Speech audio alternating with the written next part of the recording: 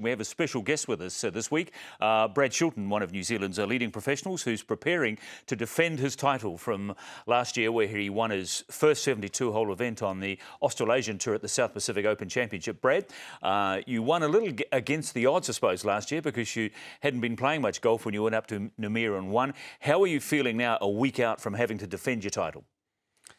Yeah, that's right. It was a bit out of nowhere last year after 6 months off playing any really serious golf. So that was great to kick it off like that. Looking forward to getting back up there again. It's a place I've always really enjoyed playing. I like the course. I've obviously had some success there, so just looking forward to getting back there. So to win on the Australasian Tour, a 72-hole event as you did, must have opened a few doors. How has your career changed since that win? Yeah, definitely. Anytime he wins, great, obviously. That's the first Australasian Tour win I've had, as you said. And for us, it's all about gaining some status for the tour we're playing on the following year. So anytime you can have a win guarantees you some status and playing rights for that following year. So it's been great to be able to plan my year properly this year and to know exactly what I can play and how I can put a schedule together. So it's been a bit of a quiet year so far. So it's a long, slow building process, isn't it? I suppose trying to establish yourself as a professional like you are on a tour, and that was an important first step, I guess, wasn't it? Yeah, definitely. Like I say, I mean, every year basically starts again from scratch, depending on how you did last year. So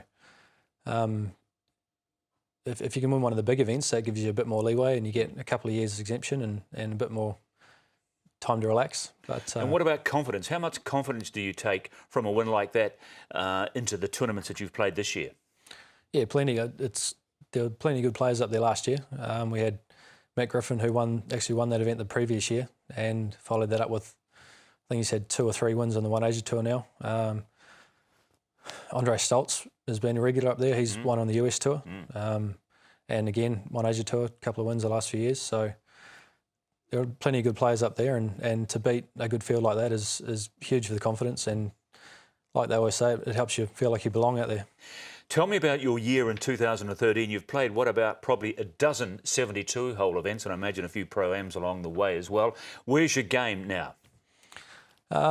Bit scratchy at the moment, to be honest. We've just got back from a couple of weeks in Queensland, where we had the first event of the Aussie Tour for this half of the year. Finished about 50th, I think, and then we had a big Pro-Am the following week and was middle of the pack there as well. So it's not quite there, but it's not far away, and we've got another couple of weeks at home now to work on the game and get ready for Newcastle. You've also been playing on the One Asia Tour this year as well. How significant is that, and what have you made of the One Asia Tour in terms of how you've gone? I've played 4 events, I think, so far this year. Played pretty well at the first one. Didn't have a great start, rough first day, but after that played really well, especially second and third rounds. Finished sort of mid-20s, so it was a good finish considering a bad start. Since then, not so flash. I missed a couple of cuts in Korea. Didn't play too bad the second week, but just didn't quite get it done. Is it tough for a Kiwi playing in the heat up there in Asia? I guess it can be. It's certainly different to what we get at home. But I've played a lot of golf in Asia over the last 10 or 12 years, I guess. And what, as an amateur as well, yeah. As an amateur as well, yeah. New Zealand Golf sent us to play in Asia a lot before I turned pro. I think as long as you know what you're getting yourself into, and you prepare well and look after yourself when you're on the course, drink plenty of water and eat the right food and everything, it's not that tough. Speaking of Asia, Brad, we've got this affiliation now with the Japanese Tour and the New Zealand Open, which is kicking in even bigger form next year down there in the hills for the New Zealand Open. Does this interest you? I mean, I guess you want to play in the New Zealand Open for all sorts of reasons, wouldn't you? Definitely. It's our national open. I've been lucky enough to win 3 of the other national titles in stroke play, so that's hopefully the last one to tick off the list. But aside from that, it's a great event now. All the Aussie guys I know love coming to play in Queenstown. It's a fantastic place to play. And yeah, the Japanese tour arrangement is great for us to get a chance to go and play on a bigger tour, 2 or 3 starts for the winner on the Japanese tour. So go and play those and have a few good weeks, and next thing you know, you can be playing on the Japanese tour as well. You can handle the hills? I haven't played great there in the past, but I love it down there. It's a great course. So looking forward to getting back there and playing well. Okay, you've been a pro now for, I think, 8 or 9 years. Do you still go to bed every night with that dream that most pros have when they're young, that one day they want to be the best golfer in the world? Yeah, for sure. I mean, that's why most of us play, I guess. A lot fall by the wayside, don't they, after about 7 or 8 years? Just find it too tough, too hard, no money. You're not in that zone? No, not yet. I mean, I may have been there at the start of last year. That's probably why I took a break. I'd had enough for a little while and wasn't getting any results. So, having a win first up after that break was huge, and it's just fired me up again. I think I'm really enjoying being out there, and again, the break just in itself was a good way to freshen up and really enjoy playing again.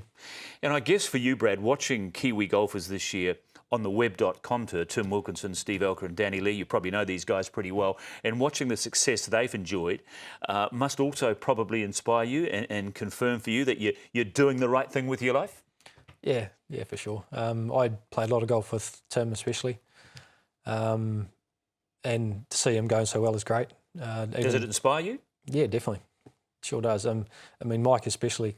Mike Hendry's done so well in the last 4 or 5 years, and we turned pro at similar times, and he was battling early on, and I was doing better than he was, and he's managed to turn it around, and he's just playing amazing now. So to see him do that is fantastic, and I know it's there. I can get it done as well. It's just a matter of putting things together at the right time. And one day, do you want to be on those tours? Yep. Yeah, that's the goal. While it's good fun playing, still I'm playing professional golf. I'm doing what I love doing in this part of the world. There's not a whole lot you can do, to really make a great life for yourself. You've got to get out of this area and get on some bigger tours, and that's definitely the goal. So do you get a bit frustrated that you can't play more 72-hole tournaments? I mean, as I said, I think you've played about a dozen in 3/4 of the year gone. Ideally, you'd like to play more? I think ideally maybe 25 to 30 a year. Again, it depends how you're going. If you're playing great, then you're making a whole lot of money on a big tour, then you don't have to play so much.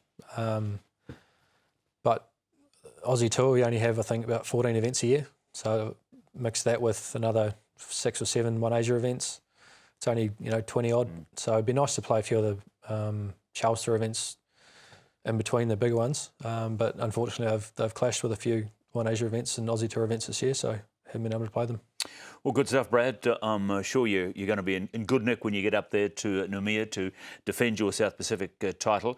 And we wish you well and hope it provides another step for you on the way to becoming the best golfer in the world one day.